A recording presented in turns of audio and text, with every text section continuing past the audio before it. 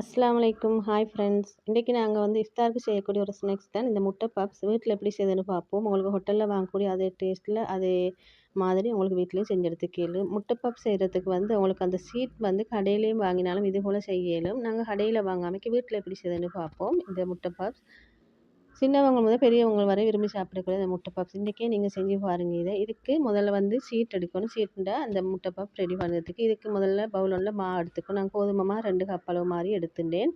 அதோட கொஞ்சம் சால்ட் சேர்த்துக்கணும். சேர்த்த பிறகு இதோட கொஞ்சம் பட்டர் சேர்த்துக்கோங்க. பட்டர் கொஞ்சம் ரூம் டெம்பரேச்சரில் இருந்தால் தான் நல்லா உங்களுக்கு மாவை நல்லா பிணைஞ்செடுக்கிறதுக்கு ஈஸியாக இருக்கும்.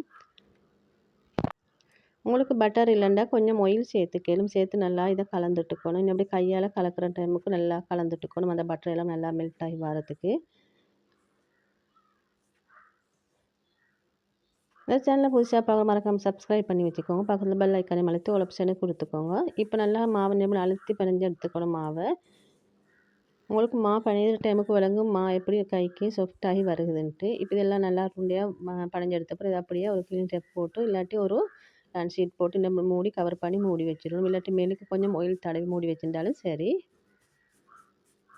இந்த முட்டை பப்ஸ் செய்கிறதுக்கு முட்டை தேவை. முட்டை இல்லாமல் உங்களுக்கு சிக்கன் பீஃப் போட்டு செய்யணும். இது கூடுதலாக வெங்காயம் தேவை. வெங்காயம் முட்டை ஒரு 5 மாதிரி நான் பாயில் பண்ணி எடுத்துருக்கிறேன். அதோட கொஞ்சம் கருவேப்பிலை, பச்சை மிளகாய் 2. உங்களுக்கு கருவேப்பிலைன்னா கொத்தமல்லி இலையும் சேர்த்துக்கலும் இதுக்கு.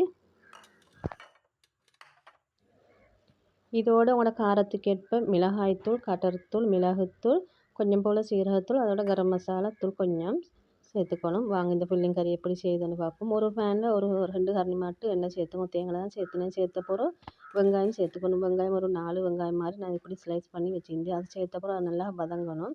இது வதங்குறது கொஞ்சம் உப்புத்தூள் தூவிக்கோங்க. டக்குன்னு வதங்கிடும். வேண்டாம் கொஞ்சம் டைம் எடுக்கும் இந்த வெங்காயம் வதங்குறதுக்கு. இப்போ இதெல்லாம் வதங்கி வரிசையில் குறைஞ்சி வந்துடும் இந்த அளவு வெங்காயம் எல்லாம். இப்போ ஒரு 5 நிமிஷத்தில் பார்த்து எப்படி கொஞ்சம் வதங்கி வருகுது. இதோட நாங்கள் அடுத்தடுத்து ஒன்று சேர்த்து அப்படியே வதங்க விடணும். அடுத்து பச்சை மிளகாய் கட் பண்ணி வச்சுருந்து அதை 2யும் சேர்த்துனேன். சேர்த்த பிறகு இதையும் நல்லா கலந்துட்டுக்கணும். இதோட கொஞ்சம் கருவேப்பிலை சேர்த்துனேன். சேர்த்த பிறகு இது இன்னும் கொஞ்சம் கலந்துட்டுக்கணும். இப்போ இதோட நாங்கள் எடுத்து வச்சுருந்த மிளகாய்த்தூள், கட்டர்த்தூள், மிளகுத்தூள், அதோட கொஞ்சம் சீரகத்தூள், கரம் மசாலாத்தூள் போட்டுக்கணும். போட்டு இதை நல்லா கலந்துட்டுக்கணும். உங்களுக்கு வீடியோவில் பார்க்க சொல்ல விளங்கும். போட்டதை விட வெங்காயம் இப்போ குறைஞ்சி வந்துருந்துச்சு. இப்போ இதோட கொஞ்சம் தக்காளி ஜூஸ் சேர்த்துட்டேன். உங்களுக்கு விருப்பம் இல்லைன்னா டொமேட்டோ கெச்சப் சேர்த்துக்கலும். சேர்த்தப்படி நல்லா கலந்துட்டுக்கணும். இப்போ இது நல்லா பதங்கி வந்துட்டுது எல்லாம். இப்போ இதை அப்படி எடுத்து நான் இன்னொரு பிளேட்டுக்கு மாற்றிட்டேன்.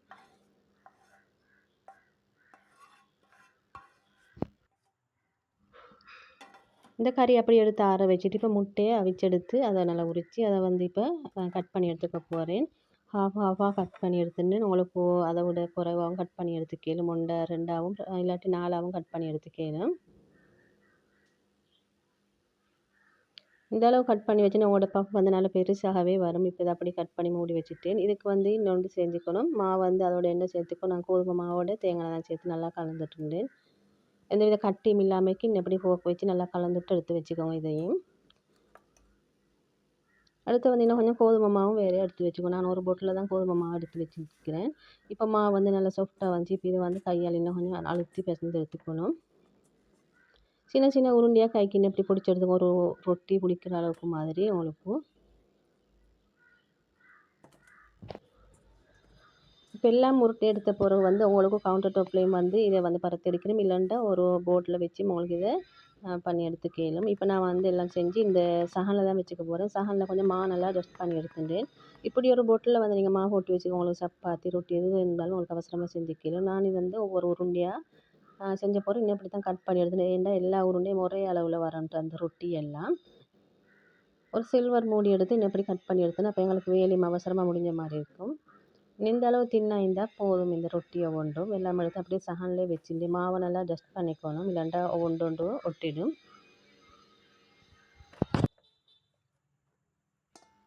இப்போ தட்டி வச்ச ரொட்டியில் நாங்கள் இப்போ ஒன்றுக்கு மேல் ஒன்று வச்சு அடுக்கி எடுத்துக்கணும். இதுக்கு கொஞ்சம் மாவு கொஞ்சம் டஸ்ட் பண்ணிக்கணும். அடுத்து ரொட்டியை வச்சுக்கணும். வச்ச பிறகு கரைச்சி வச்சு இந்த மாவை ப்ரெஷ் உண்டாலும் அதுக்கு மேலே பூசின பிறகு திரும்பவும் மாவை தூவிக்கணும். மேலுக்கு தூவின பிறகு எல்லா இடம் படுற மாதிரி நீங்கள் மாவை தூவிக்கணும். அப்போ அந்த ரொட்டி எல்லாம் ஒன்று சேராமல் இருக்கும்.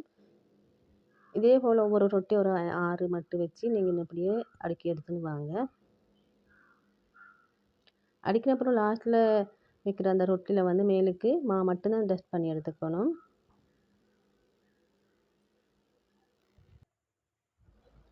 இப்போ வந்து டஸ்ட் பண்ணின பிறகு திரும்பவும் நாங்கள் அதை வந்து ரோலிங்னால் வந்து நல்லா உருட்டி எடுக்கணும். மெதுவாக இப்படி காட்டுற மாதிரி நீங்கள் மெதுவாக உருட்டி எடுங்க. இதை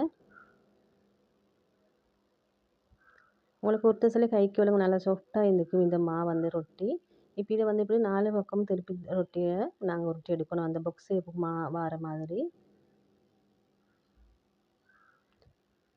இப்போ இதை தட்டி எடுத்த பிறகு இதை வந்து நாங்கள் மடிச்சிக்கணும். அப்போ தான் அந்த பப்பு வந்து லேயராக வரும். இப்படி மடித்த பிறகு இதுக்கு மேலே வந்து அந்த கரைச்சி வச்ச இந்த மாவை தான் இதோட நாங்கள் ப்ரெஸ் பண்ணிக்க போகிறேன்.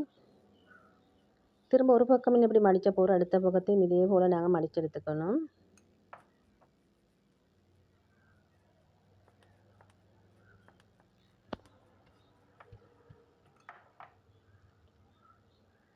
அடுத்த பக்கத்தை மடிக்கிற டைமுக்கு அதே ஷேப்பில் மாதிரி இப்படி வாரத்துக்கு மடித்த போகிறோம். அதுக்கு மேலே அந்த கரைசலை பூசிட்டு மாவை டஸ்ட் பண்ணிக்கோங்க.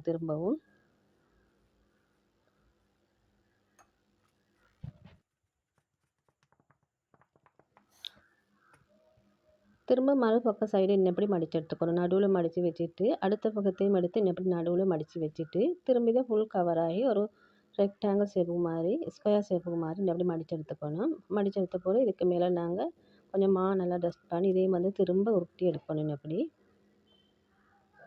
இப்போ இதை வந்து திருப்பி இப்படி மாவை நாங்கள் உருட்டி எடுக்க சொல்ல இது நல்லா பெருசாகி வரும். இப்படி 4 பக்கம் இப்படி திருப்பி நாங்கள் இதை மாவு டஸ்ட் பண்ணித்தான் இதை வந்து தட்டி எடுத்துக்கணும்.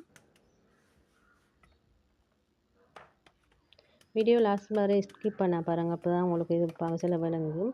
இந்த வேலை மட்டும்தான் கொஞ்சம் கஷ்டம். இந்த சீட் எடுக்கிறது இதை எடுத்துகிட்டு உங்களுக்கு பஃப் ரெடி ஆகின மாதிரி தான். இப்போ இந்த சீட்டு வந்து நாங்கள் திரும்ப மறுபக்கம் திருப்பி தூவி தான் இதை இழுத்து எடுக்கணும். அப்படி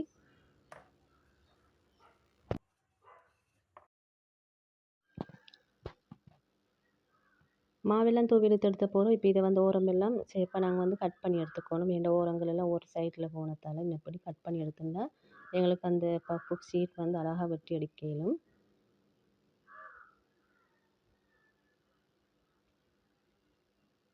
இப்போ ஒன்றில் வந்து ஒரு பக்கம் 3 அப்படி வாரத்துக்கு மாதிரி தான் நான் வெட்டி எடுத்துக்க போகிறேன். அந்த அளவில் மாதிரி இப்போ எனக்கு வந்து இந்த மாதிரி அளவு தான். இப்போ இதுக்கு வந்து எப்படி நாங்கள் அந்த ஃபில்லிங் கறியை வச்சு மடிக்கணும் பார்ப்போம். இந்த சீட்டில் வந்து ஃபஸ்ட்டுக்கு வந்து இந்த கறியை வச்சுட்டு அதுக்கு மேலே தான் நாங்கள் எக்கை வச்சுக்கணும். எக்கை வந்து ஹாஃப் வச்சுக்கலும் அதையும் விட குறைவாகவும் வச்சுக்கலும். இப்போ இதை எப்படி மடிக்கணும்னு பார்ப்போம். உங்களுக்கு இந்த ஷேப்லேயும் மடிக்கலும் இல்லைன்னா உங்களுக்கு ட்ரையாங்கிள் ஷேப்லேயும் மடித்து எடுத்துக்கலும். நான் ரெக்டாங்கிள் ஷேப்பில் தான் மடித்து எடுத்துட்டேன். நாங்கள் இப்படி இழுத்து நல்லா கவர் பண்ணி மடிச்சுக்கணும். மடித்த பிறகு நாங்கள் ரவுனையும் இப்படி வரலாலே நல்லா ஃபில்லிங் பண்ணிக்கணும். பண்ணின பிறகு ஒரு ஃபோக் வச்சு இதை வந்து நல்லா ஃபில்லிங் பண்ணி எடுத்துடுங்க. அப்போ வந்து அந்த கறி எதுவும் பொரிக்கிற டைமுக்கு வெளியே வராது. உங்களுக்கு இதை பேக் பண்ணி எடுத்துக்கலும். நான் வந்து இதே பொரிச்சு தான் எடுத்துட்டேன். நான் பெரிய சீட்டை வந்து நான் இந்த மாதிரி மடித்து எடுத்துட்டேன். அடுத்த சின்னத்தை வந்து ட்ரையாங்கிள் முக்கோண ஷேப்பு மாதிரி மடித்து எடுத்துட்டேன். உங்களுக்கு ஷேப்புகளை வேறு விதமாகவும் மடித்து எடுத்துக்கலும். இப்போ இதெல்லாம் மடித்து எடுத்த பிறகு இப்படி தான் இருந்துச்சு. இதெல்லாம் ஒரு சகன்லேயே நான் வச்சுருந்தேன். அப்போ எனக்கு ஈஸியாக வேலை முடிஞ்ச மாதிரி இருக்கும். டக்குன்னு எடுத்து பொரிச்சிடுறதுக்கு நான் வந்து ஹாஃபில் இந்த அரைவாசின்னு கொஞ்சம் ஒரு 1/4 பகுதி மாதிரி வெட்டி எடுத்து அப்படியும் செஞ்சு எடுத்துட்டேன்.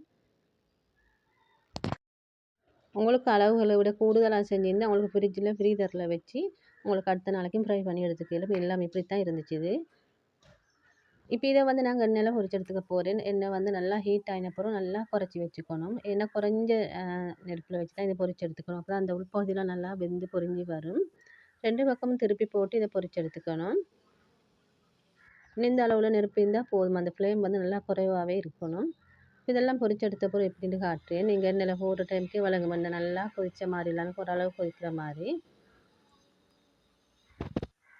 எல்லாம் பொரிச்சு எடுத்த பிறகு பஃப் இப்படி தான் இருந்துச்சு. இது அல்ஹம்துலில்லாஹ் அன்றைய நாள் வந்து எங்களுடைய இஃப்தாருக்கு பஃப் தான் நான் செஞ்சுருந்தேன். கொண்டு உடச்சி காட்டேன் எப்படின்ட்டு. இந்த கறி எதுவும் வெளியே வராமல் அந்த மேலுக்கெல்லாம் நல்லா உருண்டு வந்துச்சு. இப்படி தூளாகி அப்போ தான் அந்த பஃப்போட அந்த தன்மையே அதுதான். அந்த உடச்செல்லாம் நல்லா நொறுங்கி வரணும் பஃப்ண்டாலே. நீங்களும் இந்த வீடியோவை பார்த்துட்டு உங்களோட இஃப்தார் டைமுக்கு இதை செஞ்சு பாருங்கள். டேஸ்ட் நல்லா இருக்கும். இந்த வீடியோ பிடிச்சிருந்தால் லைக் பண்ணி ஃபேமிலி அண்ட் ஃப்ரெண்ட்ஸ் ஷேர் பண்ணிக்கோங்க. இன்னும் ஒரு இன்ட்ரெஸ்டான வீடியோ சந்திக்கும் வரை தேங்க்ஸ் ஃபார் வாட்சிங்.